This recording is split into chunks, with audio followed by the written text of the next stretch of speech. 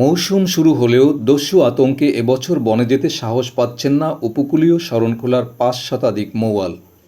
একাধিক দস্যু বাহিনী অগ্রিম চাঁদা দাবি করায় মৌয়ালরা বনে যাওয়ার প্রস্তুতি নিয়েও দস্যু ভয়ে মধু সংগ্রহে যেতে পারছে না। লাখ লাখ টাকা পুঁজি খাটিয়ে জীবন ও সম্পদ হারানোর ঝুঁকি নিতে চাইছে না অনেকেই। ফলে এবছর অনেকটা অনিশ্চিত হয়ে পড়েছে সুন্দরবন থেকে কাঙ্ক্ষিত পরিমাণ প্রাকৃতিক মধু ও মোম আহরণ।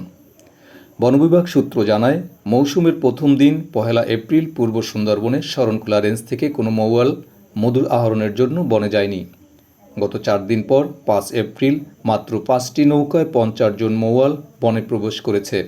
অথচ গত বছর এ সময় ৫ শতাধিক মৌয়াল একসাথে মধু আহরণের জন্য বনে প্রবেশ করে।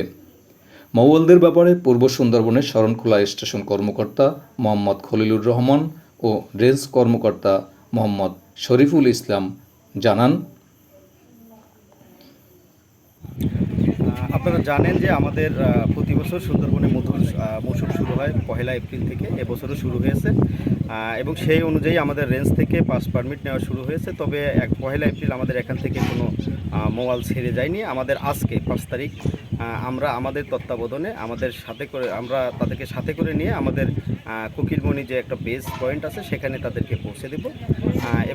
এবছর মৌয়ালের সংখ্যা অনেক কম।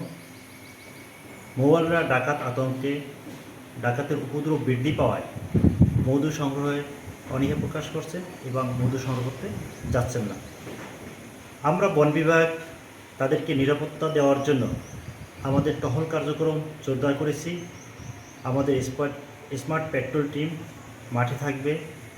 এর পাশাপাশি কোস্টগার্ড ও নৌবাহিনী এবং র্যাব অন্যান্য এজেন্সিও এদের নিরাপত্তায় নিয়োজিত থাকবে। ধন্যবাদ।